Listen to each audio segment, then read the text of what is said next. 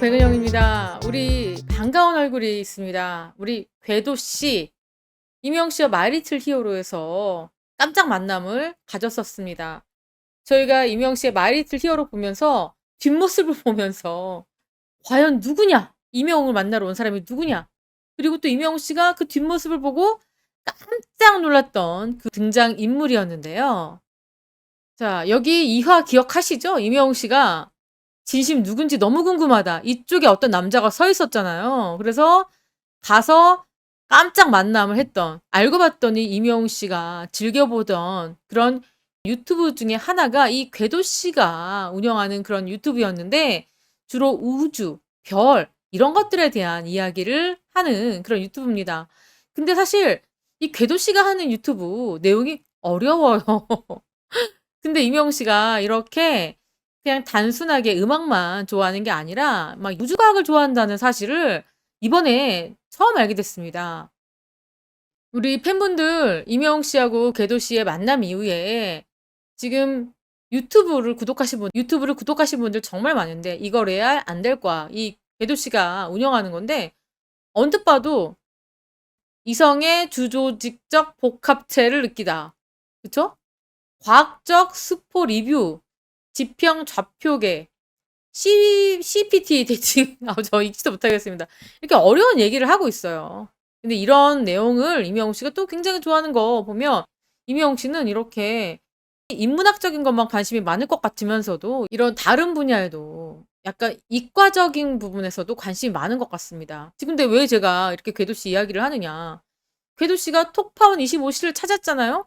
살이 좀 빠진 것 같아요. 자, 톡파운 25시에 출연을 했는데 어떤 편이냐면 보시면 궤도 씨, 그러니까 에디슨과 테슬라, 세상을 바꾼 두 천재, 이 두 사람을 조명하는 그런 프로그램인데 여기 출연자가 누구냐면요. 자, 쭉 보시면 자, 여기 출연자가 바로 이찬원 씨입니다. 이찬원 씨인데 또 어떤 연결고리가 있잖아요. 이명웅 씨를 중심으로 궤도 씨 그리고 이찬원, 이명웅 씨가 좋아하는 두 사람입니다. 자, 그러니까 궤도 씨가 이찬원 씨에 대한 이야기를 했습니다. 어떤 이야기를 했느냐. 이명웅한테 이찬원 이야기 자주 들어. 궤도 반전인맥 깜짝이라는 기사입니다. 자, 여기 보시면 대한민국에서 가장 핫한 과학 커뮤니케이터 궤도가 톡파원 25시 MC 이찬원을 타깃으로 꼽는다. 28일 오후 8시 50분에 방송되는 오늘이 25일이니까 자, 톡파원 25시는 월요일 날 방송이 됩니다. 다음 주요. 톡파원 25시에는 과학 커뮤니케이터 궤도가 출연해서 스튜디오를 화끈하게 달구고 그리고 토머스 에디슨과 니콜라 테슬라의 발자취를 따라간 과학 특집으로 MC 이찬원의 귀를 솔깃하게 할 예정이다. 궤도 씨가 출연을 해서 무슨 이야기를 하느냐. 보통 사람들은 과학이 재미없다 이런 생각 하잖아요. 궤도 씨가 과학이 재미없다는 생각을 바꿔주고 싶다 이렇게 이야기를 했습니다. 그랬더니 이찬원 씨가 뭐라고 얘기하냐면 빈말이라도 와 그래요? 라고 할 텐데 솔직합니다. 저는 전형적인 문과생이라서 과학 쪽에 큰 관심이 없어요 라고 말을 합니다. 그러니까 궤도 씨가 바로 이찬원 같은 사람이 나의 타깃이다. 이런 이야기를 합니다. 그러니까 두 사람이 한치도 물러설 수 없는 이 과학에 대해서 한 명은 과학이 얼마나 재밌는지를 알려주고 싶어 하고 한 명은 약간 흥미를 잃은 듯한 그런 구도였습니다. 그런데 어쨌든 이 프로그램 보다 보면은 이찬원 씨가 과학에 빠져들 수밖에 없겠죠. 뿐만 아니라 이 궤도 씨가 가수 이명웅한테 이찬원 이야기를 자주 접해 들었다 이렇게 이야기를 합니다. 그래서 어쩐 내적 친밀감이 궤도 씨에게는 있겠죠. 이찬원 씨를 보면서 아 내가 친한 동생의 친구 이런 느낌이 들지 않겠습니까? 가까운 느낌이 들었을 거예요.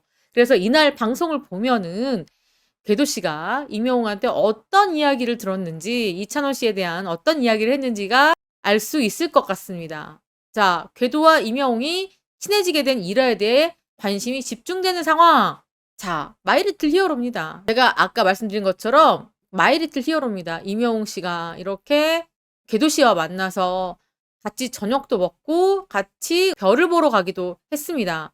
그래서 음식도 같이 만들고 별도 보고 바비큐도 굽고 과학에 대한 이야기도 하고 또 임영웅 씨하고 궤도 씨가 같은 차를 타고 이동하면서 임영웅 씨가 또 이런저런 이야기를 하고 또 궤도 씨가 임영웅 씨에 대한 인생 상담을 하는 듯한 그런 깊은 이야기를 나눴습니다. 그리고 그게 끝이었느냐? 그게 끝이 아니었습니다. 자, 지금 이게 궤도 씨가 본인의 스토리에 올린 거예요.